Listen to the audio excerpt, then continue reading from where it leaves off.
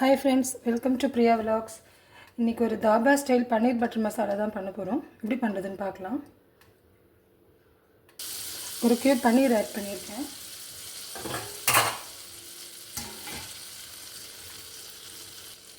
இதில் வந்து ஆனியனும் கேப்சிகமும் ஆட் பண்ணிக்கிறேன். கொஞ்சம் பெருசாக ஸ்கொயராக கட் பண்ணியிருக்கேன். இந்த டிஷ்ஷுக்கு இது ஒரு தனி ஃப்ளேவர் கொடுக்கும், நல்லாயிருக்கும். இந்த டிஷ்ஷுக்கு இதுக்கு தேவையான அளவு உப்பு இப்போ ஆட் பண்ணிக்கிறேன். இதுக்கு கொஞ்சமாக உப்பு ஆட் பண்ணிட்டேன். இதை வதக்கி தனியாக எடுத்து வச்சுட்டு அதுக்கப்புறம் பன்னீர் வந்து இதில் ஃப்ரை பண்ணிக்கலாம்.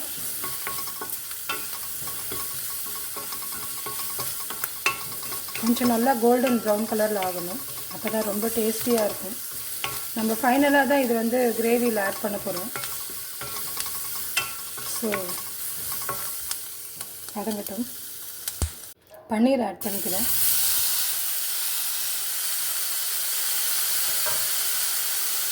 இதுக்கு இன்னும் கொஞ்சம் நான் பட்டர் மட்டும் கொஞ்சம் ஆட் பண்ணிக்கிறேன்.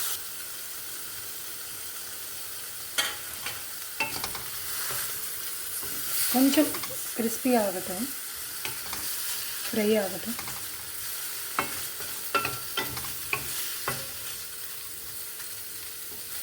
பன்னீர்னாலே ஜென்ரலாக எல்லாருக்கும் ரொம்ப இஷ்டம். ஒருத்தர் ஒரு மாதிரி பண்ணுவோம். கொஞ்சம் நல்லா கோல்டன் ப்ரௌன் ஆகட்டும். இது வந்து சால்டட் பட்டரு. ஸோ நம்ம டிஷ்ஷுக்கு சால்ட் ஆட் பண்ணுறச்சு கொஞ்சம் பார்த்து ஆட் பண்ணிக்கணும். ரெண்டு பட்டருமே கிடைக்கும் இல்லையா, இது கொஞ்சம் சால்ட்டடு. கொஞ்சம் நல்லா கோல்டன் ப்ரௌன் வந்ததுன்னா சாப்பிட சூப்பராக இருக்கும். கொஞ்சம் டைம் எடுக்கும் இந்த கிரேவிலாம் பண்ணுறதுக்கு.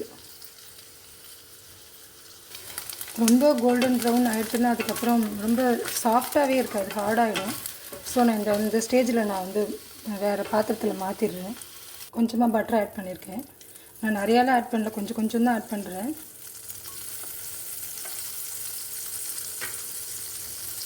இதில் வந்து சீரகமும் சோம்பும் தாளிச்சிக்கிறேன்.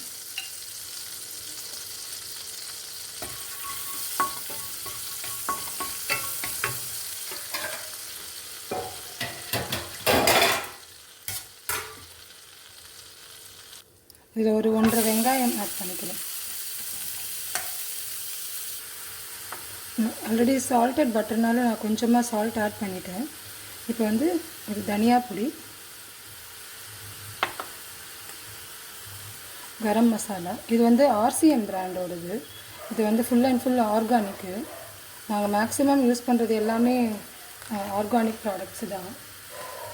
இவங்களோடது எல்லாமே நல்லாயிருக்கும். தனியா பொடியும் ஆர்கானிக் தான், RCMது. சில்லி பவுடரும் ஆர்கானிக் தான். சில்லி பவுடர் மட்டும் 2-3 இடத்துல வாங்குவோம் ஆர்கானிக்கு.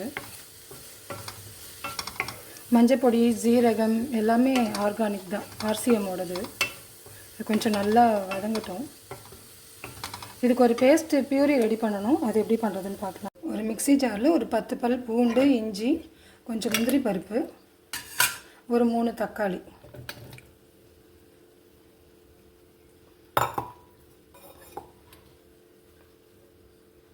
காரத்துக்கு தகுந்த அளவு சில்லி பவுடர் நான் ஒரு 2 ஸ்பூன் போடுறேன். இது கொஞ்சம் காரம் கம்மியாக தான் இருக்கும்.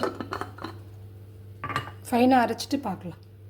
ஃபைனாக அரைச்சாச்சு. இப்போ இந்த ஸ்டேஜில் ஆட் பண்ணிக்கிறேன் பியூரி. இது முந்திரி பருப்பு வந்து இந்த திக்னஸ்க்காக தான் ஆட் பண்ணுறது. இது நல்லா ரா ஸ்மெல் போக நல்லா கொதிக்கணும்.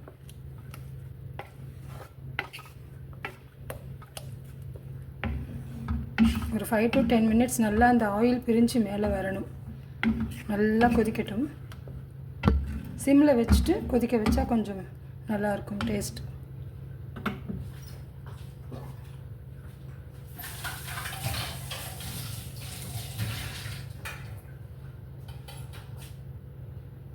தாபா ஸ்டைல்னாலே அதில் கண்டிப்பாக கேர்டு ஆட் பண்ணுவாங்க. இது வந்து புளிப்பே இல்லாத கேர்டு. இதில் வந்து கொஞ்சமாக ஜீரா பவுடர்,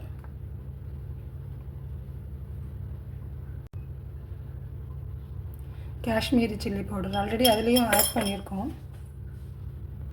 கொஞ்சமாக கரம் மசாலா, எல்லாமே போட்டு மிக்ஸ் பண்ணியாச்சு.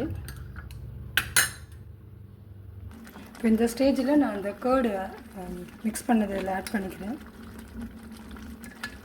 ரொம்ப டேஸ்டியாக இருக்கும், டிஃப்ரெண்ட்டாக இருக்கும். தாபா ஸ்டைல்னாலே கண்டிப்பாக இந்த கேர்டு வந்து ஆட் பண்ணுவாங்க.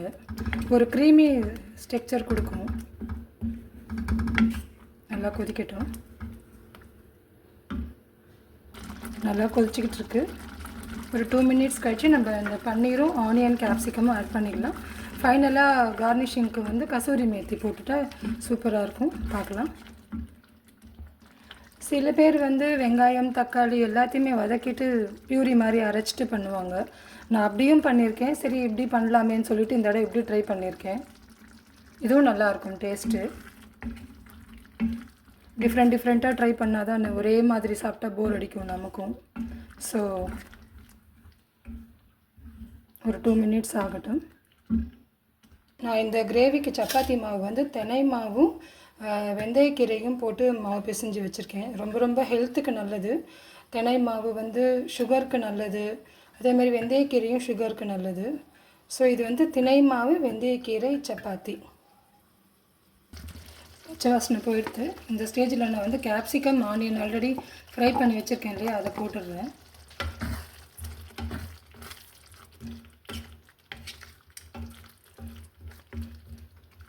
இந்த ஸ்டேஜில் பன்னீரும் ஆட் பண்ணிடுறேன்.